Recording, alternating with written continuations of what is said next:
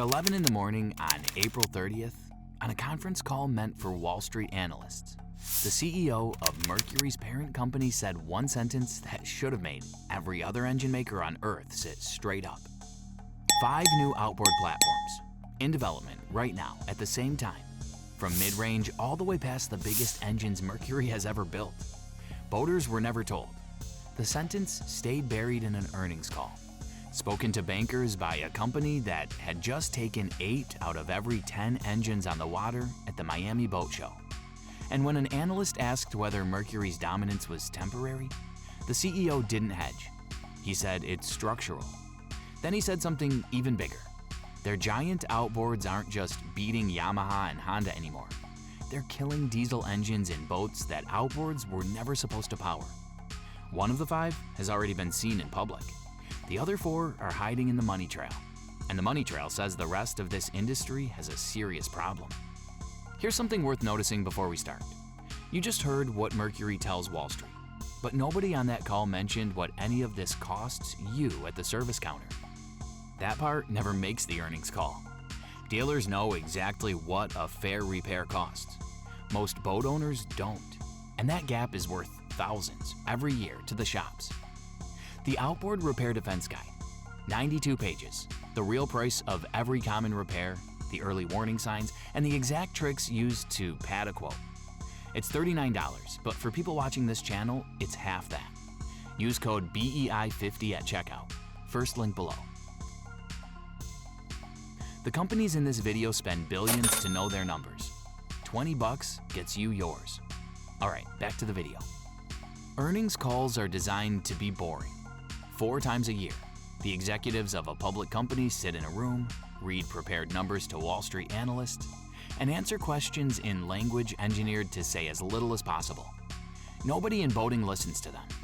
That's precisely why when something real slips out, it slips out there. And on the morning of April 30th, on Brunswick's first quarter call, something real did. The moment came during the question period. An analyst raised Mercury's market share, and David Foulkes, Brunswick's chief executive, gave an answer that went further than it needed to. A year or 2 ago, he said, there was a belief that Mercury's share gains were temporary, a fluke of the supply chain years, when Mercury simply had engines in stock while competitors didn't. Then he dismissed that idea flatly. Clearly, it is not. The gains, he said, are very structural. And then came the sentence this entire video is built on. We've had the best product line, and as you have heard, we are investing even more in 5 new outboard platforms from mid-range up to new extensions to the high horsepower range. Read that the way an engineer would, not the way a banker would. A platform is not a paint color or a horsepower bump. A platform is a new engine architecture, a block, a family, a foundation that will carry a product line for a decade or more. Mercury's current V8, V10, and V12 families each took years and enormous sums to develop. And in an industry where a single new platform launch makes a headline year, 5 in parallel is close to unheard of. Now consider who was told and who wasn't. That sentence was spoken to financial analysts in a forum boaters never watch, and no consumer announcement followed it. This is a pattern regular viewers of this channel will recognize by now. The 450R died in a racing memo. Yamaha's exhaust fix arrived silently inside a part number. The industry's most consequential information keeps surfacing in documents aimed at somebody else. And an earnings call is the purest example there is. Because securities law requires executives to tell investors things they would never put in a brochure. Foulkes wasn't teasing boaters. He was justifying spending to shareholders. And in doing so, he confirmed a product roadmap Mercury has never shown in public. The spending itself is the proof that this is real, and it's sitting in the same quarter's numbers. Brunswick's propulsion division, Mercury, grew sales 17% and still reported lower operating earnings than the year before. A division doesn't grow that fast and earn less by accident. The company's own explanation, planned, accelerated investments in product development, absorbed alongside new tariff costs. In plain language, Mercury is deliberately burning current profit to build what comes next. That's not the behavior of a company defending a lead. It's a company pressing one. And the lead they're pressing is already brutal. The numbers Foulkes cited on that same call describe a market tilting toward one manufacturer at a pace the industry hasn't seen in living memory. And those numbers, which we'll talk through next, are the reason the word in this video title isn't excitement. For everyone not named Mercury, it's the correct word. It's worry. Start at the Miami International Boat Show, because that's where the tilt becomes visible. Miami is the industry's biggest stage, the place every manufacturer brings its best. And this February, of all the outboards mounted on boats floating in the water at that show, 8 out of 10 were Mercuries, 80% on the water share. Across the whole show, counting everything on display, Mercury took 60%. A few weeks later at Palm Beach, 70%. Foulkes read those numbers to the analysts himself and called them records. Mercury's word, and nobody in the industry disputed it. Show share matters because it isn't really about the show. Boat builders choose those engines months in advance, and they choose them based on what they believe their customers will demand. When 4 of every 5 boats a builder rigs for Miami carry the same brand, that's the entire supply chain voting. And the sales floor is confirming the vote. In the first quarter, the American outboard market grew 6%, a healthy number in itself, while Mercury's retail units grew roughly 11%. One brand growing nearly twice as fast as its own market. From the largest base in that market. That's how monopolies begin to look before anyone dares use the word. Behind it, the machine is accelerating rather than straining.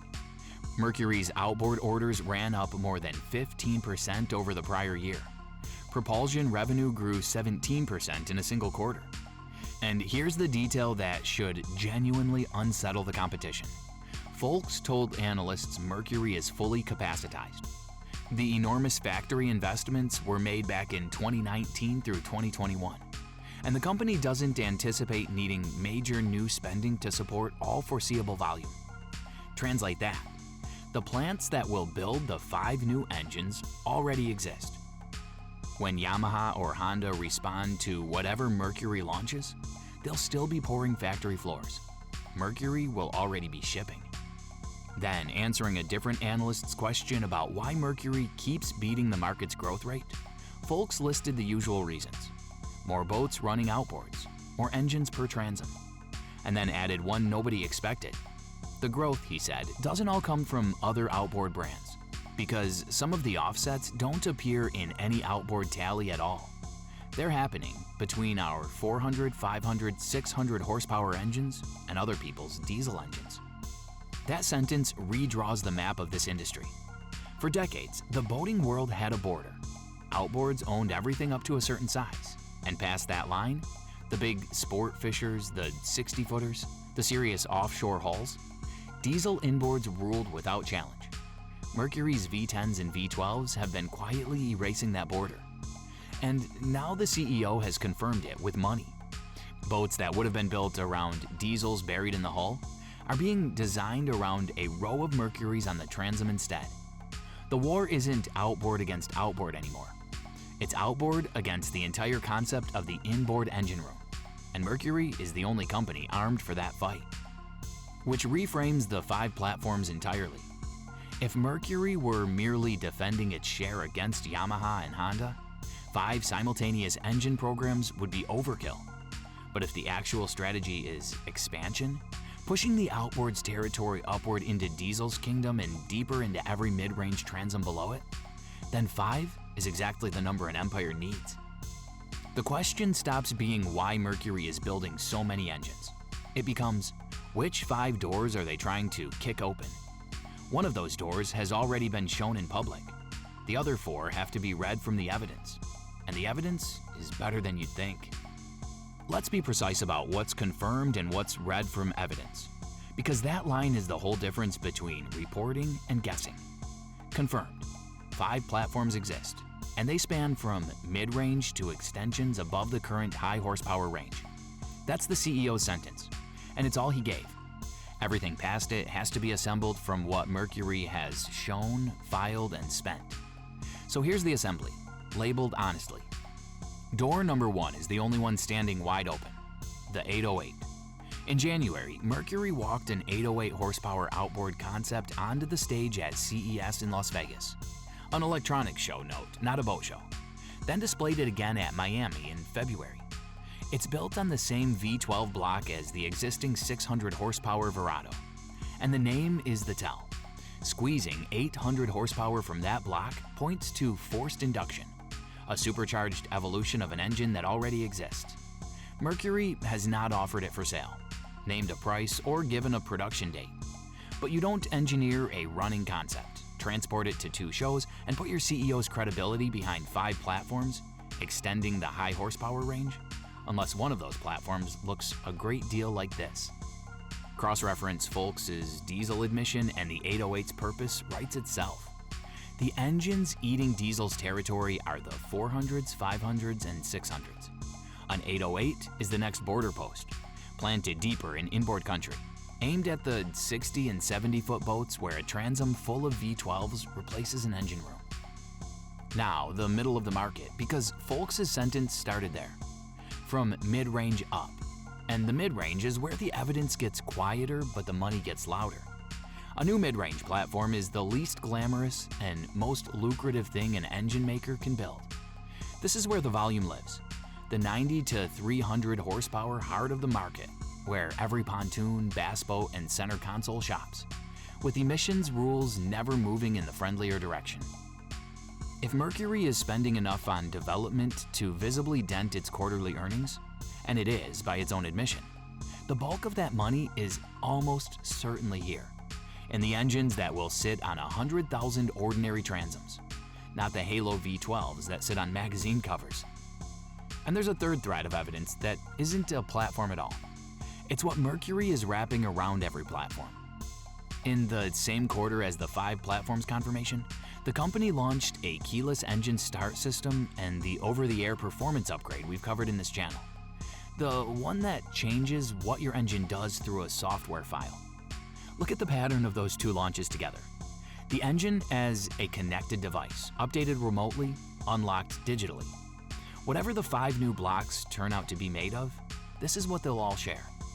And it means the platforms arriving over the next few years won't just be new metal.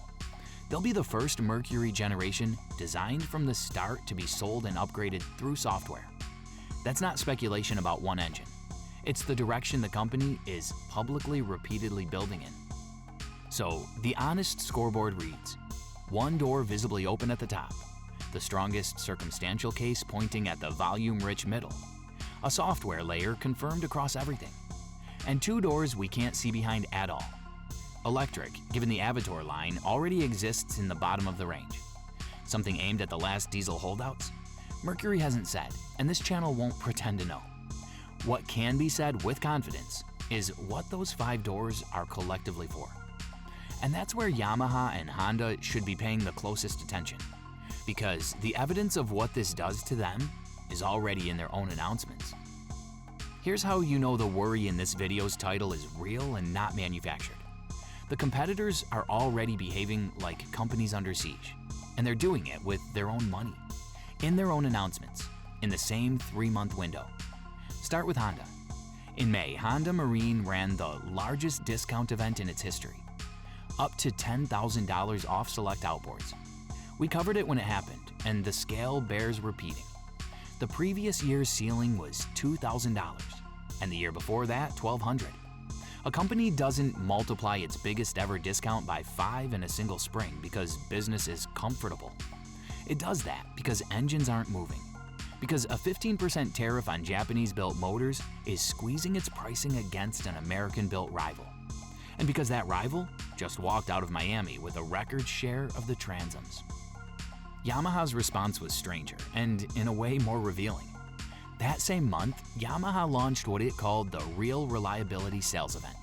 Extended warranty coverage on most of its lineup, dressed as generosity. What it conspicuously wasn't? A price cut. Not $1 off the big engines that make Yamaha its money. At the exact moment, Honda was handing buyers 10,000 of them. The explanation sits in Yamaha's own published accounts, which we broke down at the time. Marine operating profit down 39% in a year. Margins compressed from 19% to 12%. the tariff eating exactly the room a discount would need. Yamaha isn't declining to fight on price. On these numbers, it can't afford to. Now, line the three companies up in the same frame, because this is the picture the whole video has been building toward. In one spring, Honda cuts prices harder than it ever has. Yamaha, unable to cut, gives away warranty paper instead. And Mercury, carrying the same tariff costs as everyone selling into America, responds by deliberately trading current earnings for 5 simultaneous engine programs on factory capacity it already owns. Two companies are managing a difficult present, and one is purchasing the future. That's what structural, the CEO's word, actually means. The gap isn't in this quarter's sales figures. It's in what each company can afford to do next. And the compounding has already started. Play it forward honestly, with the caution it deserves, because dominance is never as inevitable as it looks from the middle of it. 5 platforms is 5 chances to stumble. This channel has covered what happens when engine programs ship a year early, and Mercury is as capable of that mistake as OMC was. Yamaha remains the biggest name in outboards worldwide. With loyalty, Mercury has never fully cracked, and a cash-rich parent that can absorb bad years. Honda has automotive scale resources whenever it decides big outboards are a priority rather than a sideline. Nothing in this story is finished, but the direction of it isn't seriously in doubt. And the boaters watching this have a practical stake in the outcome that goes past brand loyalty. A market where one manufacturer holds 80% of the water is a market where that manufacturer eventually sets prices, service terms, and the pace of innovation for everyone. And whether that turns out well for you depends entirely on decisions Mercury hasn't made yet. So keep the date in mind.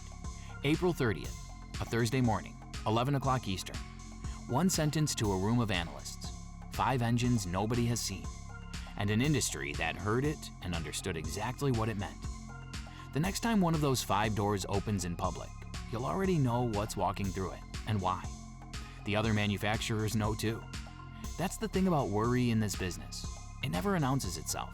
It shows up as a discount.